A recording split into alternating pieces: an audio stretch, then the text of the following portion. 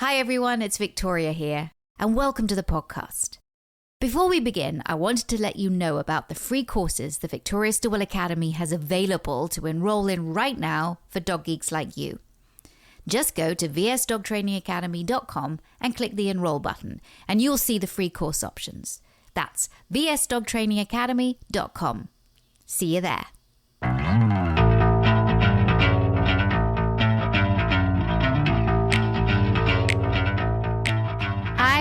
I'm very proud to have on the show today a trainer that I've known for many, many years. And one of the reasons why I have known her for many years is that she is a VSPDT, Victoria Stilwell Positively Dog Trainer, along with a variety of other amazing certifications she has. She has been serving Southwest Orlando for 15 years. She's a Karen Pryor Academy certified training partner, a member of VSPDT, Victoria Stilwell Positively Dog Training Team. She is a fear-free certified professional, and as you know on this podcast, we really love fear-free. A Family Paws parent educator as well. Check out Family Paws. I love them. I think they are essential, and we are going to be talking about kids and dogs. She is credentialed through the Certification Council for Professional Dog Trainers, the CCPDT. And if that wasn't enough, a certified separation anxiety trainer, a CSAT, another organization that we wholeheartedly support at VSA and at Positively and at VSPDT. She offers programs for new puppies, general good manners, serious behavior issues such as aggression, fear, and for dogs suffering from separation anxiety. She's originally from Caracas, Venezuela. She also offers her services available in Spanish. She has degrees in science and technology. And she, if there's just not enough hours in the day to describe this amazing woman, she also helps head or coordinates our VSPDT team. Welcome, Lorena Patti. I'm so glad that you are joining us on this podcast. Thank you so much for having me. This is so much fun. And people have heard you before, have heard your wisdom before. You are part of our group discussions, and we love the input that you give. But this is a great time for us to get together and for people to hear your voice. In particular, I'd like to talk about VSPDT and what that means to you and what it takes to become a VSPDT trainer, but also to talk about this really important subject of which you are passionate, children and dogs. Oh my gosh, two families need help still, even with all that amazing information out there that is available online. They still need a ton of help. So, ever. Oh my gosh, yes. VSPDT, let's start with that. Okay.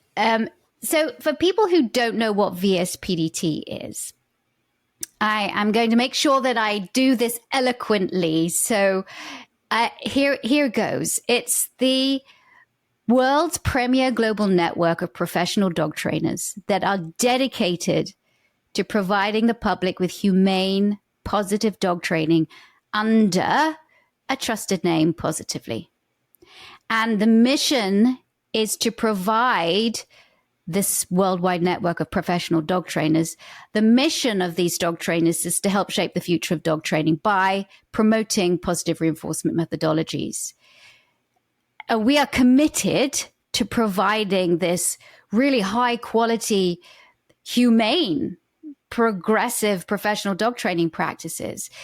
We take great efforts to understand how the domestic dog's mind works, to communicate more effectively with canine companions using positive humane methods, and to foster healthy relationships between dogs and people, and to, encourage responsible dog guardianship. And I can't believe this, Lorena. We launched this in 2010, and now we have trainers all over the world.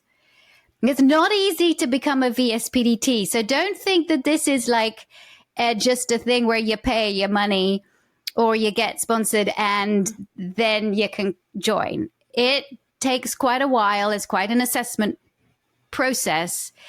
And that's where I met you, Lorena, quite a few years ago. And when I met you, it's like when I met Arit. When I met you, it was like, yeah. There's just like no contest. This woman's incredible. Yeah. So you joined VSPDT. Why? What was your reasoning? Well, I had a mentor way back when, a fellow VSPDT. Her name's Susan Kendrick. And for a couple of years before joining VSPDT, she had taken me under her wing. And she became a VSPDT. And after she went through the process and saw how amazing this network of trainers was, she told me, hey, you know what? You have the qualifications to apply. I really think this is something that you would really, really benefit from. So I started looking into it. Of course, I knew who you were. Watched you many years ago as a baby trainer myself, watching It's Me or the Dog and watching the reruns on here in the States. So I was familiar with you, and I knew what how you trained and what you did. So the opportunity to be able to kind of like join forces with someone who is definitely aligned with the way that I was training and is obviously committed to spreading this to as many people as possible. I thought this would be absolutely fantastic if I could. Absolutely, I'm going to give this a shot. So being able to, well, like you said, it's a process. You know, you really want to get to know us. So, I mean, you had me write in essays of, what I'm all about. What is it that, why do I want to be a VSPDT? What my personal and professional approach is to training and why. I mean, you really, really got in there going like, okay, I really want to know about you. And I really, quite honestly, appreciated that, because I knew that process, being so meticulous, really, you were looking for people, quality people. It wasn't just, somebody who's well-known trying to make a little bit, on the side and not having a side gig of something.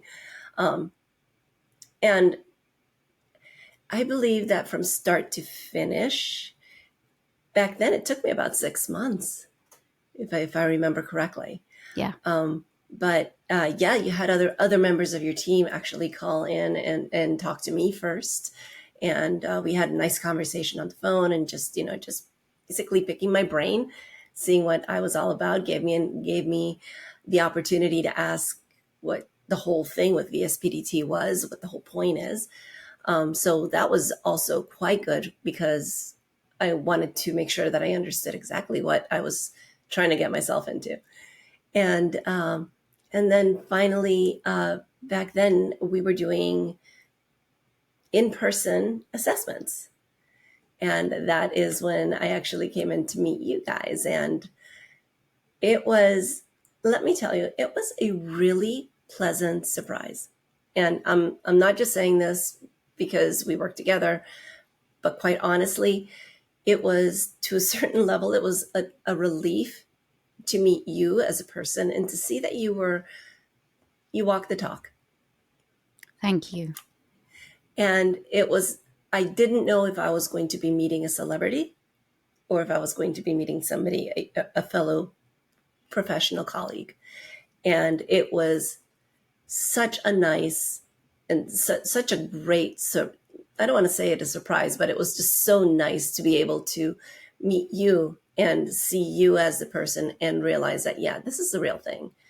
And when I got to really speak with you at that point, I was like, yes, this is a group I want to be a part of. And we have, I kind of, you're a diehard. You've been around a long time with the group, and there are members of the group, and we meet pretty much monthly now. But there are members that have been since 2010. I mean, have been members for that long.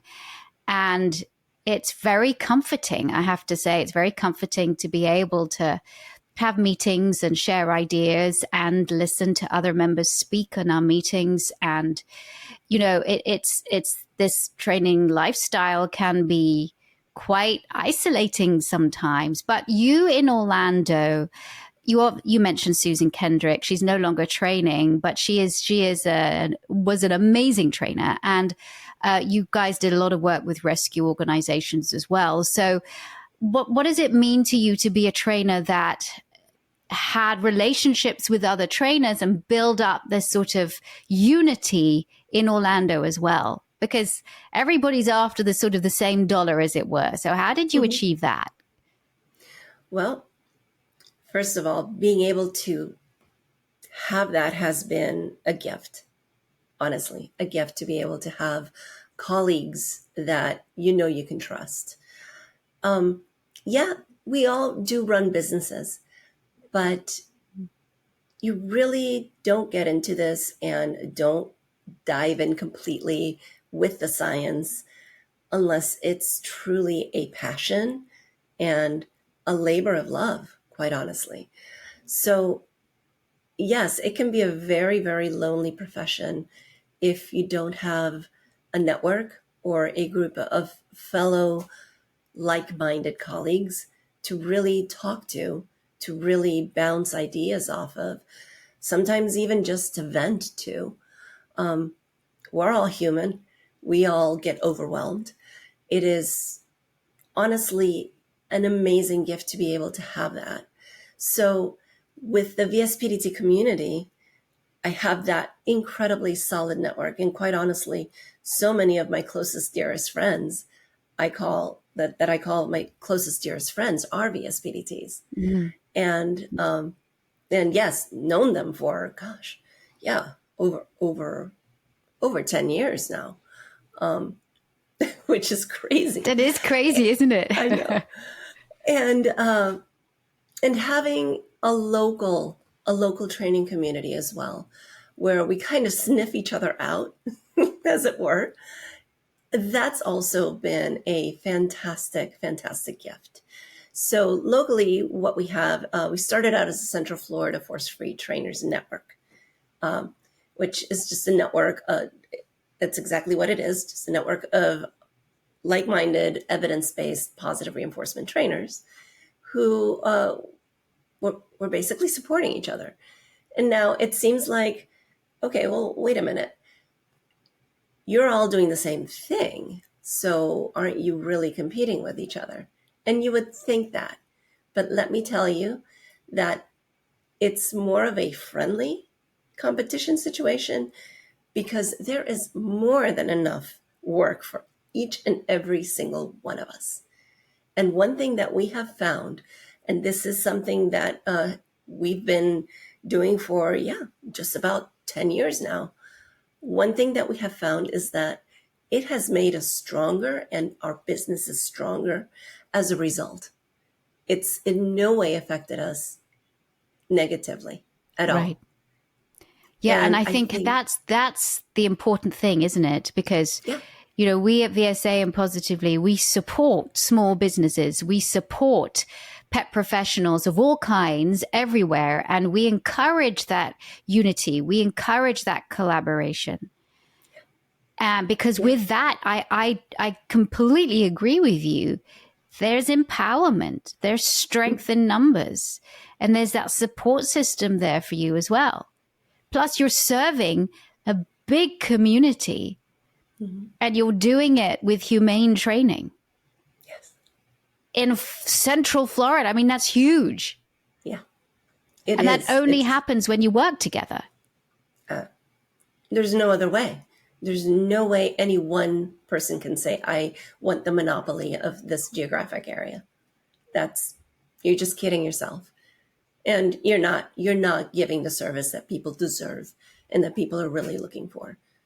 And that's another thing that we all align on, is that we want to make sure we're again, yes, we're running a business, but more importantly, what we're doing is that we're making sure that we are delivering what people need and giving pet guardians everywhere in our area, and those of us that do stuff online as well, also worldwide, giving them the information that they need to really develop and have that wonderful relationship with their dog. I mean, that's the whole point. They got a dog in the first place. Right. And really not being able to give that to them, not being able to coach them or to help them is, I mean, that would be such a disservice, such a sad thing to do. Mm. And what's really cool about this, and I don't remember ever hearing this when I was getting my master's and doing a few business courses, but I'll be honest with you, when you stick to your mission and the reason why you're doing this to begin with, the money flows. It does. Once you start focusing on the sales and just wanting to make the numbers, and I don't care what business you're talking about. I used to work in corporate as well, eons ago. But I can tell you that is the death knell of any business. I think that is really important. When you lose your authenticity, when you are not genuine anymore, when you lose that why. Nicole Smith, who teaches our marketing and business side at VSA, she always talks about you've got to find your why. And your why is your passion. Your why is what's going to drive you. Your why is what's going to make you successful. Of course, you've got to know the business smarts, and you got to, how marketing works and social media and how to talk to people and all of that. But your why is what makes you authentic. And authenticity in this business especially is everything. And I like the fact that you spread that message, because I think it's important for aspiring dog trainers to hear that from you. For somebody who's been in the business for a long time, is that you can make money in this business.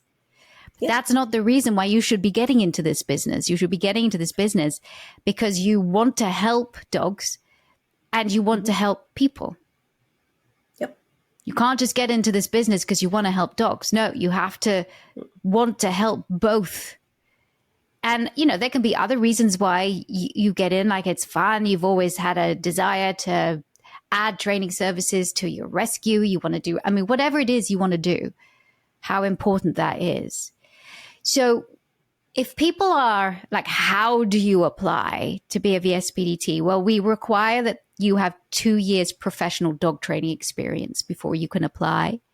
Mm-hmm. And then when you do apply, then you go to vspdt.com,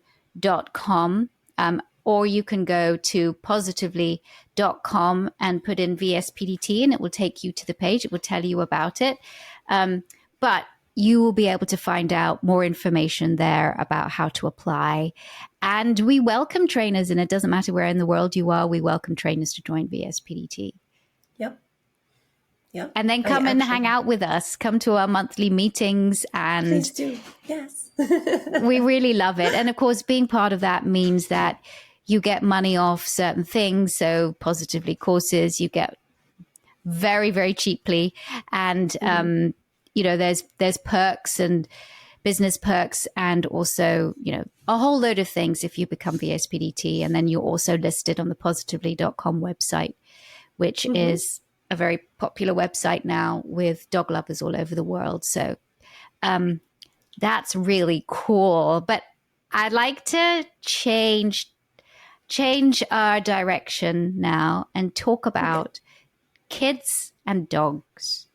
Oh, if you look at YouTube or you look at TikTok, I was on TikTok just last night and I saw this TikTok video of a dog, I think it was some sort of terrier, dragging this baby along the ground via its diapers, nappies, and the baby was giggling and laughing, and people were commenting about how cute it was.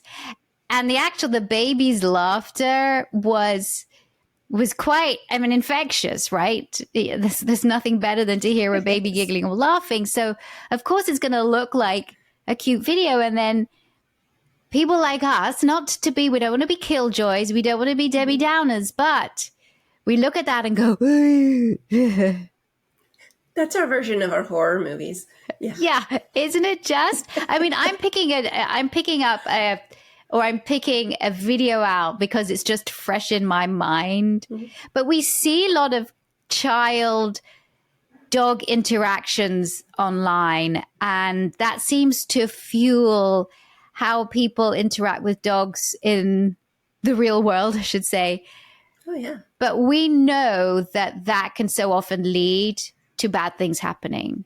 Mm-hmm. So let's focus now then on something that you're very passionate about, kids and dogs. Why? Oh, well, specifically because of that. I remember several years ago, one of the first things that I remember putting together was the dog bite prevention conference. And one of the reasons that I remember that VSPDT at that time, Positively at that time, put that together was because it was such a widespread thing that was happening. I mean, CDC had these crazy numbers of how many kids were being bit by dogs. Yeah. And more often than not, it was the family dog that was doing this. So that caused all sorts of, brought up all sorts of alarms. Like, okay, we got to figure out why is this happening? And what can we, is there anything that we can do about it? And how do we go about it? And education really is one of the best ways to really get that information out there. And especially once I became a mom myself, right now I have a 15-year-old adolescent boy and a 16-month-old adolescent male golden retriever. So they're at the same age right now. So I'll talk a little bit about being the referee with those interactions because, good Lord. But more importantly, I know that parents don't put their kids in danger on purpose. It happens because they don't know any better, because they don't realize that what can actually happen. So it is so very, very important to get that information out there in front of parents, and believe it or not, in front of kids. Kids are some of the best sponges. And when you get a chance to talk to them about safety and how to better read a dog and how to understand things from a dog's point of view and the best things that they can do to make sure that the dog feels comfortable with them, they're all about that. And then they're the ones that go home and tell their parents all about it. And so there's programs like that where I've been, I go into schools, I give them this wonderful presentation. There's great presentations out there, from Family Paws. There's Doggy Detectives from the Pet Professional Guild also has the Be a Tree program. And all of these programs are actually designed to go into schools and talk to kids about this. And it's really, elementary level, from like maybe preschool to elementary level. And I've actually done this presentation in preschools. I did this when our son was actually in preschool. And it was amazing to see these 4-year-olds actually just light up, ask questions, really get involved with like, oh, when the tongue comes out, the dog might not be happy about things. That gets them thinking, and that gets them talking to their parents. And for the entire time that my son was at that particular preschool, I would go in to go pick up my son, and I would hear a little kid come out and say, oh, that's the lady that talked to us about the dogs. Fabulous. So they remember this stuff. Yeah. So it is absolutely just incredible. It's incredible. So can you raise kids and dogs together? Yes, it is. It's absolutely possible. Is it a walk in the park? No, you're going to be refereeing quite a bit. You have to be very careful because you're protecting not only your child, but you're protecting your dog as well. Because you got to keep in mind, it's like having, you essentially have two sentient beings that have the cognitive capability of maybe 3, 5 if you're lucky, if you have, genius dog. But it's not their job to understand how to do that yet. It's your job as a parent to make sure that you teach them how to properly interact with the dog and to train your dog so that they can have the skills to get themselves out of a situation. And that's also very, very important. So it's a two-sided thing, but it is absolutely doable. It doesn't mean that you'll never sleep again. There's ways of, setting up your home. It's not unlike baby-proofing a home, but you set it up strategically so that you minimize the chances of something going, oops, okay, now we have a situation. That's what you want to avoid.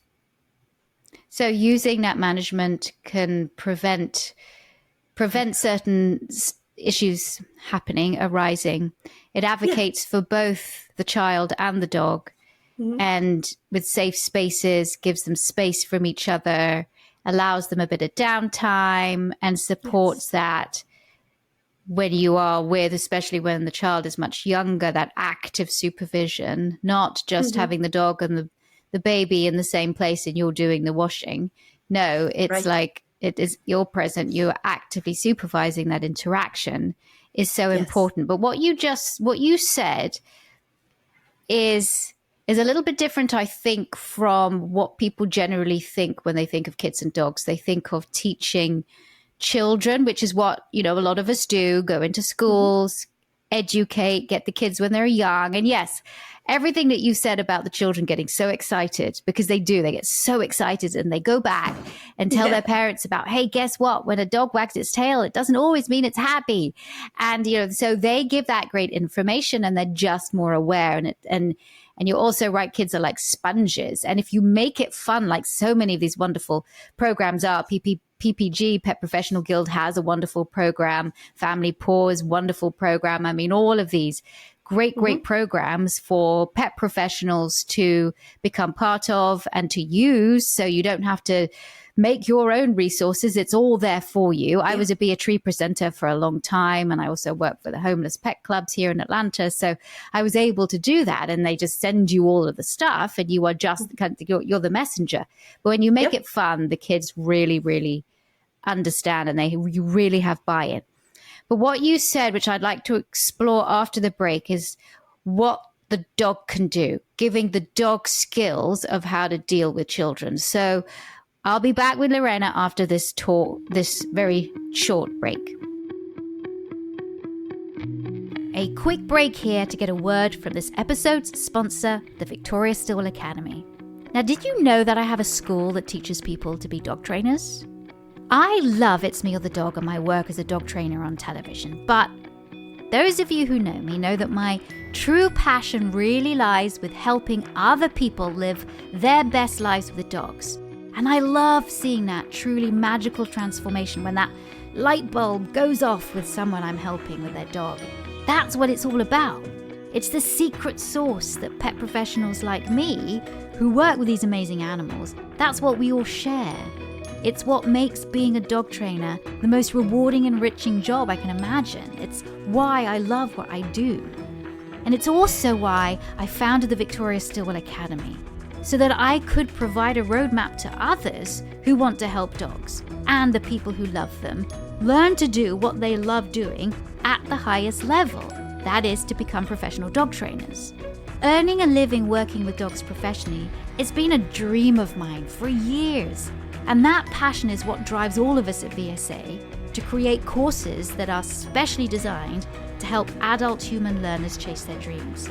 Now, most people already know about our flagship dog trainer course, which provides both online only and in-person options. But did you know that we also offer both dog guardians and future professionals a fully refundable 10-hour online course taught by me and other awesome VSA faculty, and it's called the Fundamentals of Dog Training and Behavior course. Now, I know it's not the sexiest name, but it's one of the most dynamic learning experiences available to dog geeks, and it's a pretty awesome first step to see if learning with VSA is right for you. Now, as a Positively podcast listener, you can use promo code podcast right now to get the fundamentals course for 50% off. That is $150 value. So take our course. Plus, we also have a couple of free starter courses. They're free, completely free, including a course called Building Your Dog's Confidence, which reveals the secret ingredient to a happy dog life. So I encourage you to check out VSA today. As I said, we have courses for all levels of learners. So it doesn't matter whether you're a newbie with your first puppy or a grizzled vet already making a living as a pet professional. Visit positively.com/VSA to learn more and enroll in a free course. That is positively.com/VSA. We all want the best for our dogs, whether that means you taking home some key tips for your own dogs or adding the ultimate in professional dog trainer education. Visit positively.com/VSA today. VSA, it is the future of dog training. And now, back to the podcast.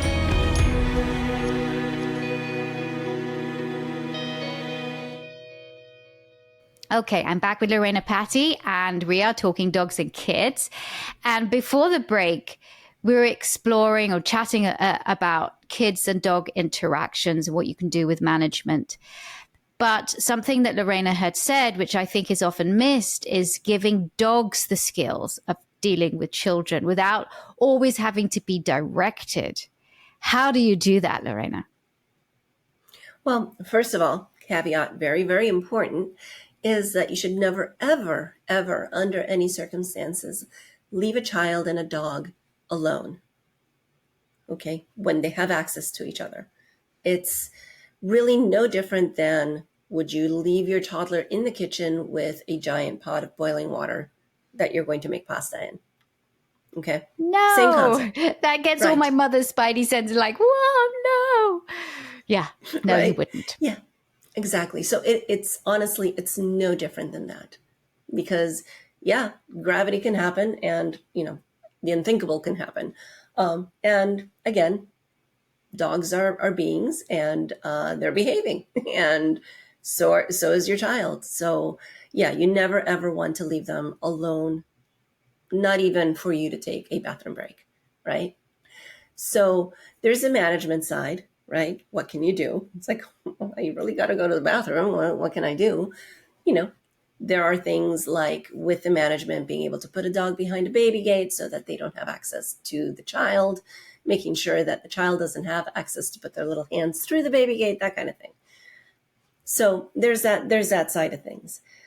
Then there's the side of, what can you teach your dog?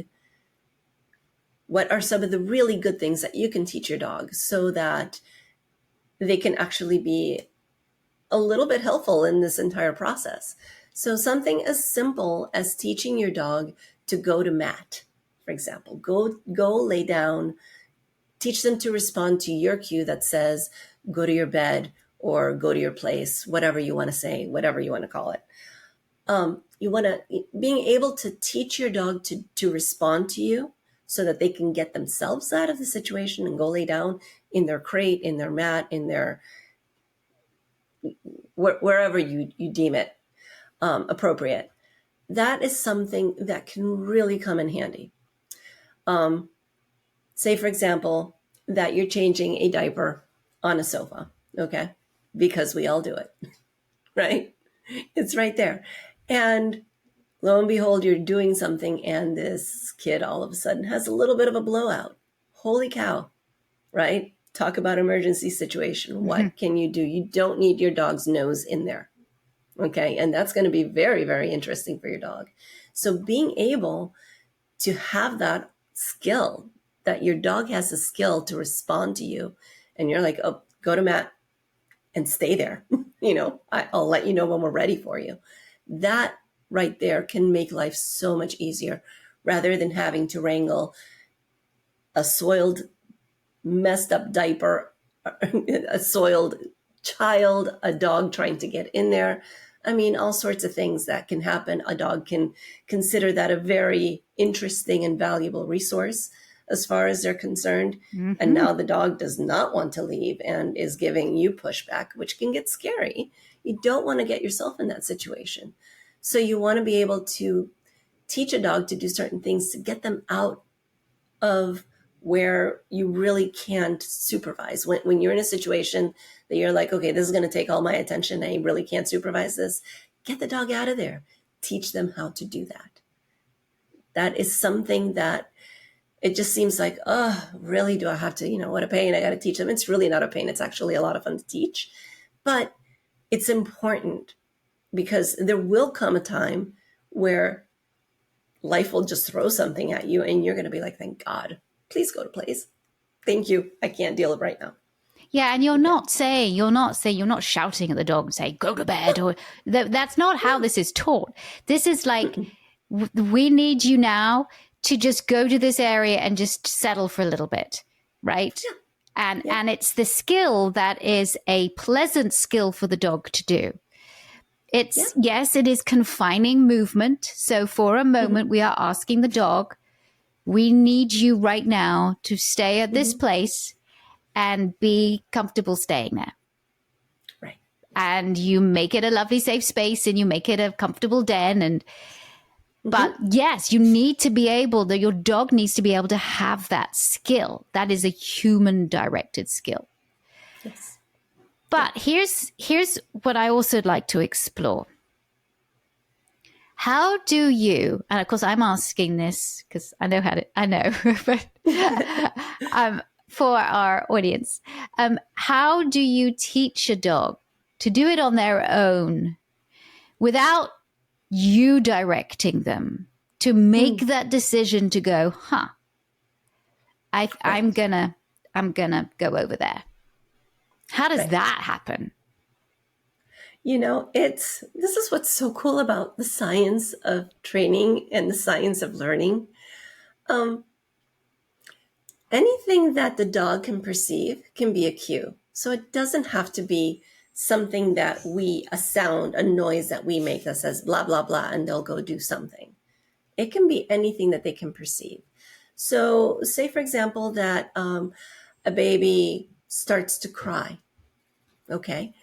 You can start teaching the dog, and no, you don't make your baby cry to teach them this. There's plenty of apps out there that you can play on your phone, to recreate this.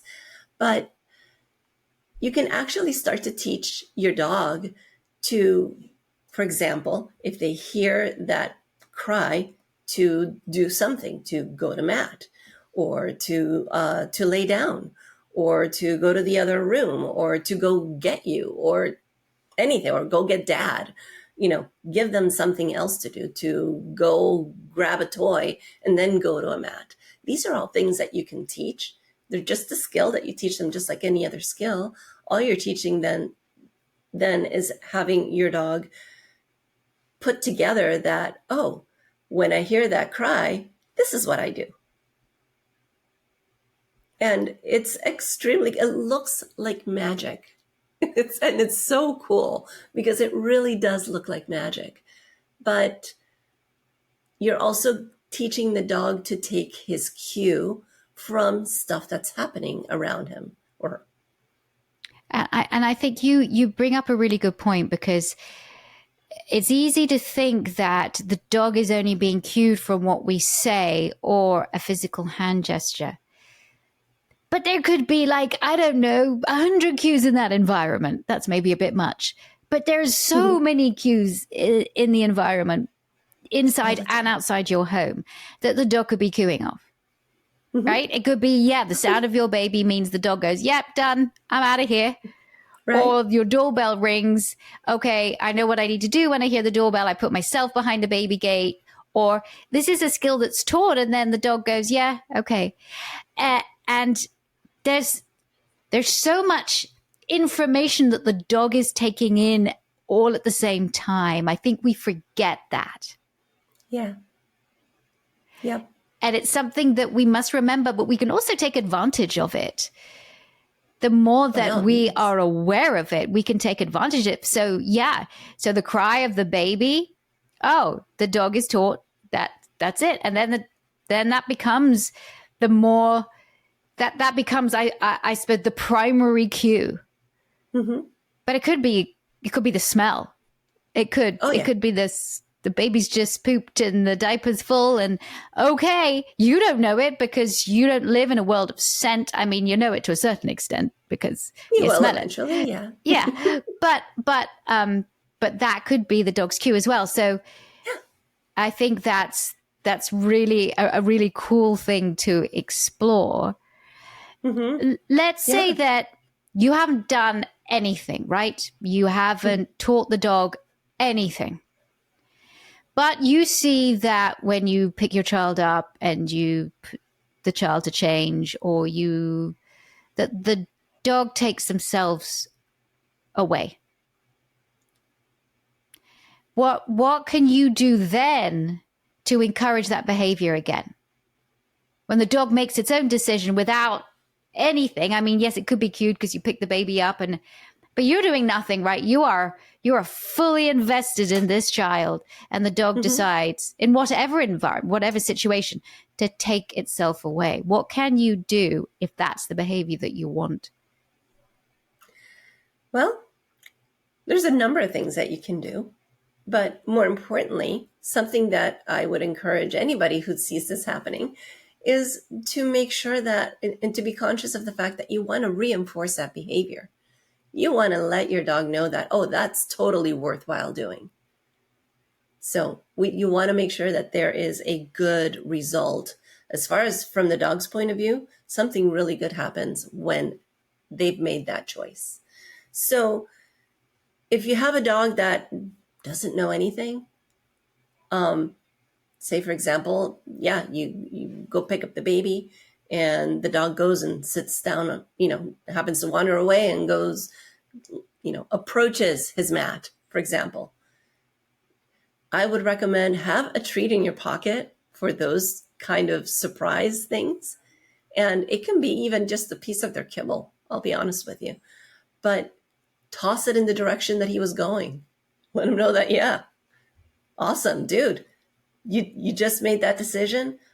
I'm going to pay you for it, or this is going to be worthwhile for you.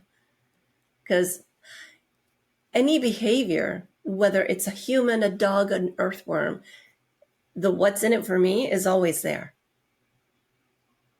Yeah, amazing. So it is. It is. It absolutely is. Now, the dog might walk away because all of a sudden you're carrying a baby and the dog's like, I don't know if this is weird. I'm out.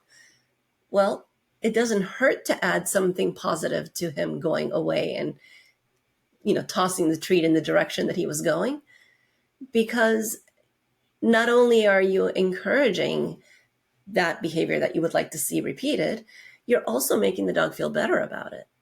So now it's not the scary thing of, they're doing the weird thing with the picking up that creature, to, oh, she's doing it. Awesome. Let me go over there. Now you're even changing the emotional state of the dog, which really means more safety. The dog's going to feel more comfortable. So regardless of what you see, if you see a dog doing something, if you catch your dog in the act of doing something right, good Lord, make it worth their while. Make it worth their while. Tell them that that's a good job. And then when you tell them it's a good job, they might do that again. And absolutely, wow, your dog has learned an amazing skill. Yep. People say sometimes that the critics say that positive training can be complex, but it's not at all. It's just the science of learning. That's what it is. When you understand how dogs learn, then it's all pretty simple. It's common sense. I think humans tend to complicate things. And of course, they put their own judgments and their own neurosis and everything on it. But when you just kind of boil it down and look at it, it's pretty simple. It doesn't have to be complex. Now, it's not rocket science. No, well, kind of. But it's our rocket science, isn't it? You don't, and I should say to all those professionals out there, this takes a while to learn, to really learn, and to be very good as a dog trainer, it takes a while. So I'm definitely not negating that everybody can do this, because they can't. And look, I've been learning for so many years, and I'm still learning, and we're all still learning. And if you think you want to become a dog trainer and you're just going to have like this finite time of learning, and then you're going to go off and impart your knowledge, and you are, that's great. But oh my gosh, there's so much to learn, and we're learning all the time. I had this, I went to the Galapagos, which was an amazing trip. And when I went there was this fabulous T-shirt that I got, and it said "Evolve or become extinct." And that's why I truly see that in so many professions, but especially in this training, we have to evolve, and we have to keep evolving. I mean, I know there's things that when I did even 20 years ago that I've definitely evolved from. I'm sure that since you became a trainer, you've evolved. Oh, yeah. And so the beauty of this is that we can explore many different ways of interacting with our dogs, keeping our dogs and kids safe. But it's not only for the small children. You say your son is 15, you've got an adolescent dog, and wow, your hands are full. What about those interactions? They're at the same developmental stage. The two of them. Yes. Wow. Yes. So one of the things, thankfully, is that he's been taught canine body language with mother's milk. He's been brought up with that. He knows what to look for. He points stuff at me, lets me know when I miss a signal. And it doesn't happen very often, though. Of course not. But he loves to catch me, though, if it does. And so he already does understand. And I really think that it's very, very important for any kid to understand what signs of stress are like, what they look like in their particular dog, and that they know. And sometimes you need to remind them, hey, you know what? You got to back off. Okay. Sometimes, this particular play is not good. And if you teach them the right way, like if you start to teach them by recognizing that this is not just an animal, this is a sentient being that is depending on us for everything, for their safety. We are their source for essentially life, and how dependent they are on us. That's something that I think can go a long way in making any kid, any adolescent kind of pause and say, okay, I want to make sure this little dude really likes me. I'm not messing them up. I'm not scaring them. I'm not hurting them. And that's really, really important. So as they get older, it is important to talk to them about that kind of a thing, that, this dog absolutely adores you. And yes, I mean, that's our dog. That's his boy. I'm dreading him going to college, quite honestly, because it's like, we're going to have to follow you because he can't be without you. This dog is not going to do well. And they have such a cool relationship. But yes, you also have to realize that, okay, an adolescent human male, who's plays football, super smart at the same time, and a crazy retriever, 16-month-old retriever, you put those together, there's going to be some rough play.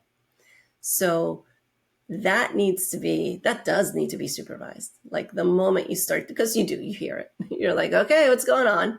What are you doing? All right, keep in mind, watch for any signs of discomfort, and watch for any signs of too much emotional dysregulation, too much emotional arousal. Okay. You can also teach your kid to recognize the signs in a dog that's kind of just going like, okay, now I'm just going crazy and I am about to turn into a land shark, because you don't want it to go that way. Yeah, you're right about the rough housing. And people love roughhousing with their dogs, and sometimes that kind of play is great, but you gotta see the signs, you gotta know the rules. Yes. And if your dog is getting way over aroused, then you've got to You got to stop. know that.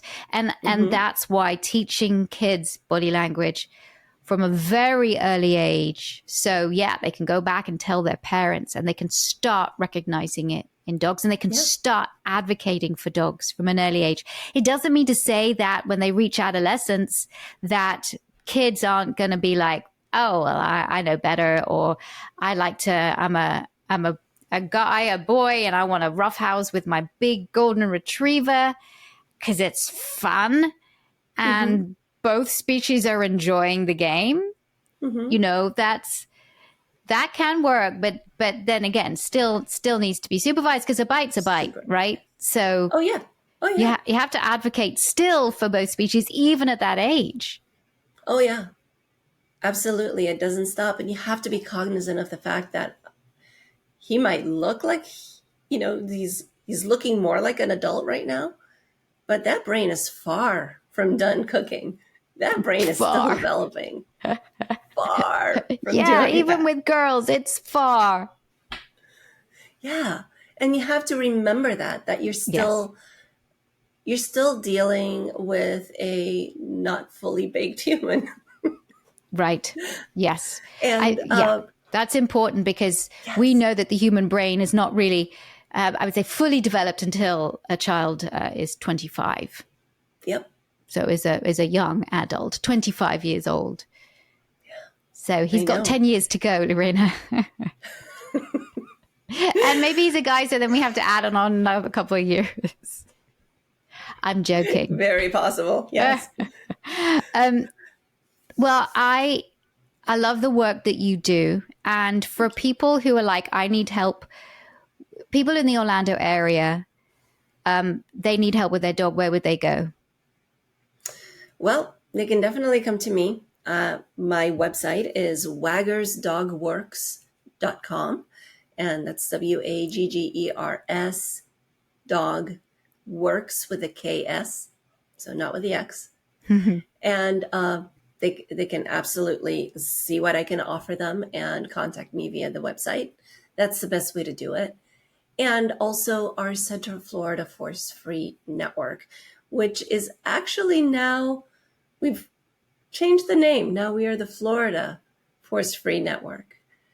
And if they visit forcefreeflorida.com, they can actually see a number of well-qualified positive reinforcement trainers pretty much scattered throughout the state. So there's help out there. There's knowledgeable help out there. Wow.